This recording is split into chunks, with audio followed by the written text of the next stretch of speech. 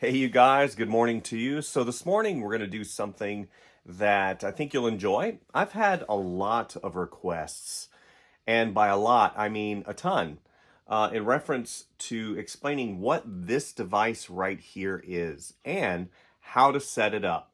This is the XPPen Quick Key Remote. This is available on their website and other retailers across the internet, such as Amazon. And this has been such a great component and companion to my artistic endeavors. This is a programmable, Bluetooth-enabled remote that you pair with your computer, install a driver, and then it acts as a quick key device that you can pre-program quick keys and a scroll wheel to help you in your artistic creations, such as drawing, digital painting, digital illustration. You can also probably program it in programs such as Adobe Premiere.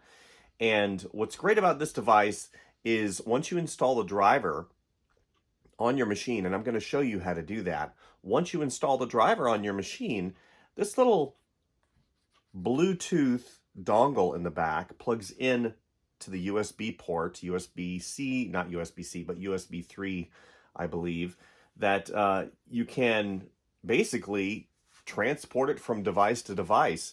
I've actually had this particular remote for about 2.5 to 3 years.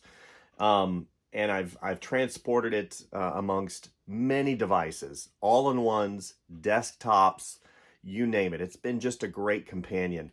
And it's battery operated, so all you do is just put in a AAA battery in the back and turn on the little switch back here. And what's also really cool is you're going to see, once you install the driver, you program it according to the program that you're using, and it auto senses the program launch whenever you are in your machine interface. So let's go ahead and get started, and I'll show you how to go to the XPPen website, download the driver, whether it's for PC or Mac, it's very similar, and then you just install the driver and you set up your quick key. We're going to be pairing the all-in-one that I'm using with the XPPen remote. So the all-in-one, you can pair the XPPen remote with pretty much any desktop machine running either Windows or the Mac OS. And I'm going to be pairing it with an all-in-one that I've had for quite a while. It's just a yoga book, but I have actually paired this particular device, this exact device, with Surface 3, 5, 6, and 7. And I've paired it with the HP ZBook, and I've paired this remote with the Dell 7753 all-in-one. So what I typically do, I typically have this dongle already installed, but for this particular exercise, we're going to show you exactly how to do this. So this is my beautiful XPPen tablet. What I'm going to go ahead and do is I'm going to go ahead and go to the XPPen website. Okay, so I wanted to shoot it from the top down so you get a really good understanding of installing the driver. So I'm going to launch the browser. I'm going to punch in XPPen in Google. You can see that the website download area for the drivers comes up really quickly. So currently I do have the driver installed, but I'm going to go ahead and download the driver again and install it again, just so you guys understand the process in doing so. So we're going to come down here. We're going to select the Artist 22 second generation, because that's what this one is. This is the second gen. It lists the different drivers. Now on April 30th, it looks like there is a new interface driver, so we're going to go ahead and download that. Okay. And we're going to go ahead and double click on that. It's going to launch, and it's going to ask me some questions. Control. Now I'm on a PC in Windows 10, so there is Windows Defender that's going to block a few things if you have it set up, so just be aware of that. But I'm going to go ahead and say yes, we are fine. It brings up the window, and see, now the pen doesn't work. Because why? Because I just told it to uninstall the old version. So we're going to come up here to the trackpad, and if you have a mouse, you can utilize that as well. So we're going to go ahead, and I've already read the software license agreement. We're going to go ahead, hit install. and restart. Really nice. It's actually going to install it in the lower right hand side in the little icon window that I'll click on, and you can see that it's installed, and we'll launch the interface window. So here's the remote. I'm taking out the dongle from the back, and it's switched off currently. I'm going to go ahead and install into a USB port of my all-in-one, and I'm going to turn this on. It does have I believe a AAA battery, and it lasts for quite a long time. And you'll notice it will blink green whenever it is active. And voila, now we have a working tablet. So I'm going to go ahead and launch the interface window. Down here on the right-hand side, you'll see the little pen tablet icon. I'll click on that, and my goodness, look at this. A new interface window. Wonderful. The first thing that I like to do whenever I set something up like this is to go ahead and screen calibrate. It's very important that you calibrate your tablet the correct way, and that is having your hand rest on the screen in the angle to which you draw. I've seen some indications that you need to have your pen upright. That is incorrect. You need to have it in the way that you're going to draw. And then after you get through clicking those 4 little X's, actually it's 5 because there's one in the center, you're going to go ahead and hit this OK, and it saved your configuration. So you can see up here, there's a little arrow in the interface window, and I've got different settings. In the pen settings, you can see the little application. Now this little icon right here indicates what's called a global, meaning it's set right now at its default for all applications to launch. Now if I were to launch Photoshop, which is what I'm going to do here in a moment, that setting would go to Photoshop. I have to actually go in and manually add Photoshop. So I'm going to go ahead and I'm going to push down the pressure sensitivity to where it's a little bit harder, a little bit more sensitive. So this is still not messing around with this just yet. I want to get things set up correctly for the Artist 22 2nd Gen in this particular interface window and the updated driver. So what I'm going to do is I'm going to go ahead and I'm going to launch Photoshop while this is running. Now it's running in the background, and I can actually do this if I like. I can go ahead and click out of that. It's actually still running in the background, which is really cool, as you see, and I can just pop it up at any point in time. Okay, so now that I've launched Photoshop, I'm going to go ahead and hide Photoshop. Now what happens, I hit the plus menu or the plus icon. Look, it's in the list.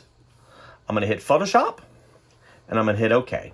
Now I can go in and set application specifics. So let's say I want a little bit more sensitivity as far as my pen pressure goes. I'm going to hit OK. Now come up here to the upper left-hand side. You can see this Artist 22 2nd Gen icon. I'm going to click that, and it's going to bring up my pen remote. I have to do the same thing. Scroll down. I'm going to add Photoshop. I'm going to click on the Photoshop icon, and now I am ready to rock and roll. Since I have a lot of muscle memory associated with Photoshop, I pretty much set up my pen remote the exact same way on all my machines. You can see K3, K2, K1 all corresponds with the buttons. So this is what I'm going to do. Since I've got a lot of muscle memory, like I indicated, with the keyboard, I'm going to go ahead and set this up similar to how I have it set up on my keyboard. So K3, I'm going to find K3. It's automatically set up currently as Alt eyedropper. What I'm going to actually do is customize, and I'm going to input from the keyboard.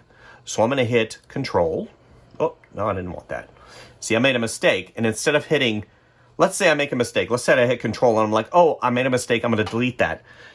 See, it records a keystroke. I'm not going to do that. So you just hit this little clear button right here, and instead, let me make sure I'm on the right. Cancel. So we're going to go K. We're going to go K3. So we're actually going to do the space bar. Okay? K3, K2, K2 is currently mapped to the eraser. K2 is going to be mapped to control. Okay? K1 is going to be mapped to Alt. Okay? So I've mapped these three buttons. Then I'm going to come to K4 because on the keyboard, whenever I'm doing my quick keys in Photoshop and I want to hit Shift, it always goes right here. This is the finger that I hit Shift with.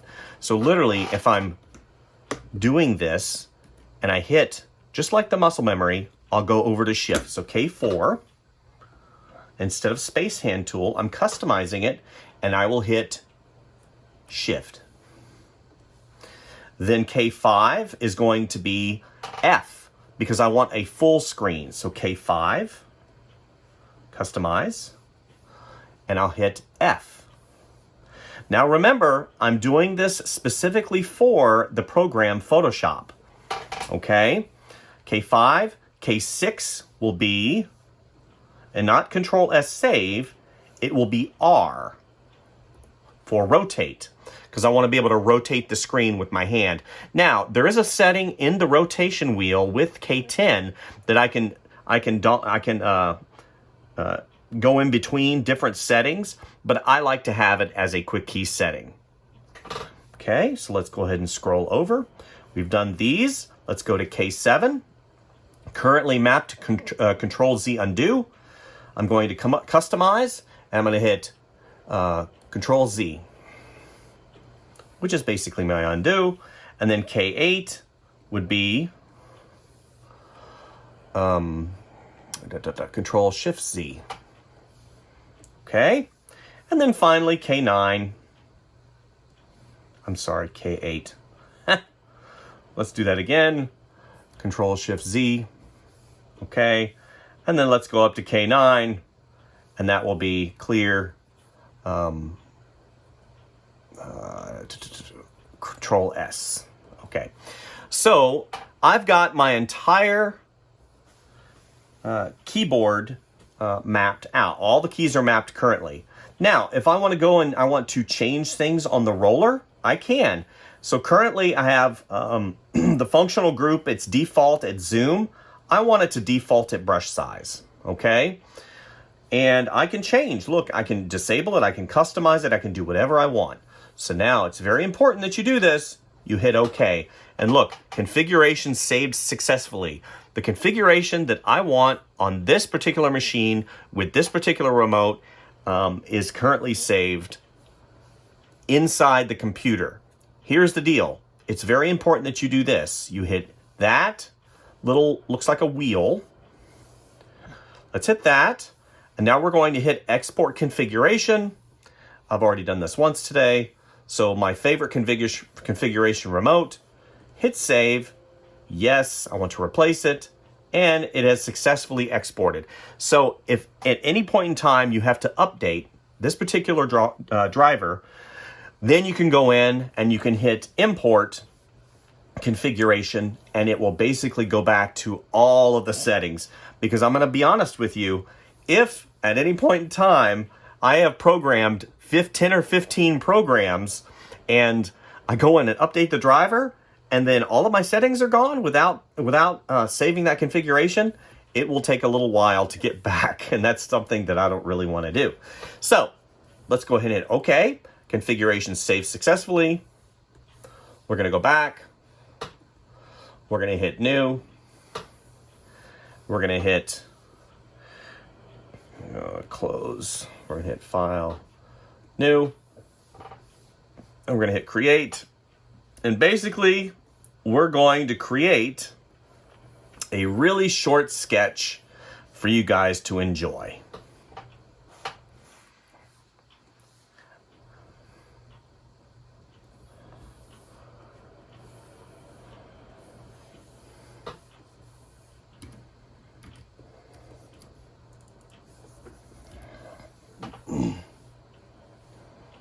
Now,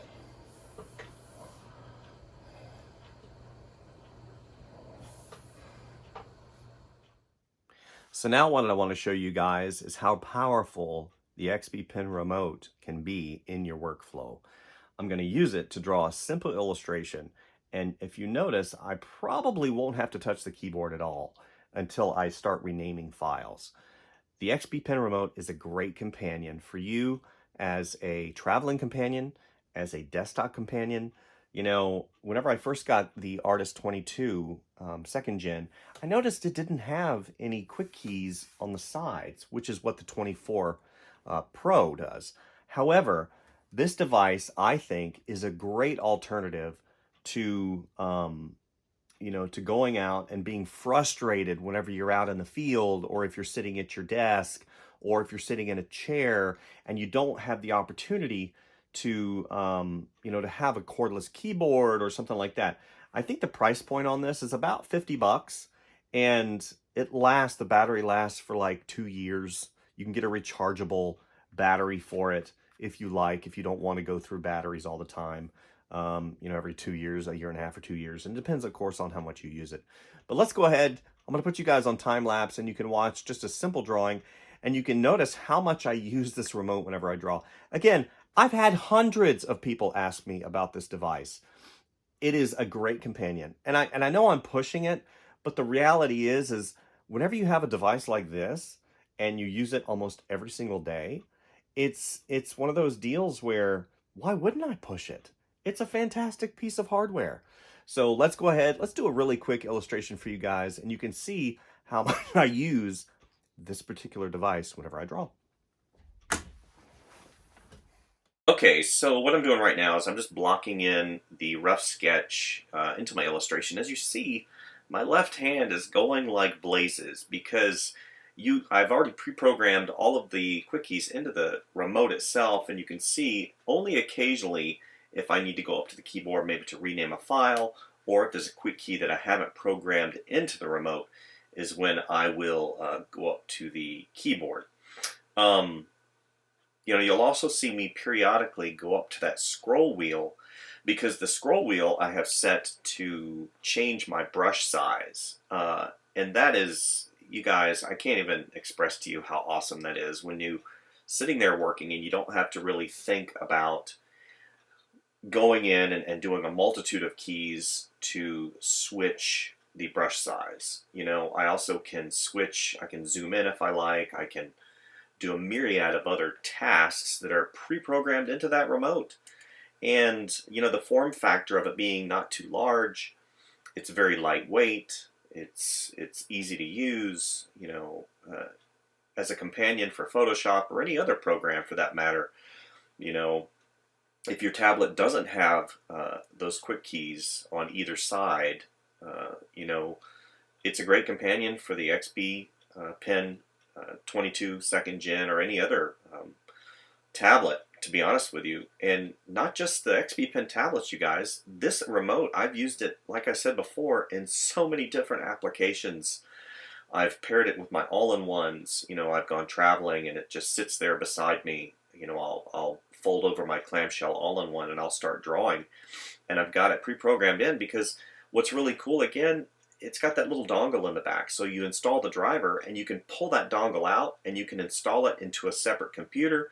And as long as you have your driver and your configuration set up in the computer, it's seamless. It's one of those neat devices that I'm sure other companies make, but XPPen does it really good, with that new user interface for the driver. And I really like it. I know that I sound like I'm plugging it, but like I said before, whenever I get excited about a product that helps me in my workflow and has a huge return versus investment, I just can't complain. So this is where we ended up. Whenever it comes to illustration, I always push good products, and this is a great product. So please consider it in your next hardware purchase, and definitely it's a great companion for illustration, graphic design, and a myriad of other programs. Thank you guys. Bye.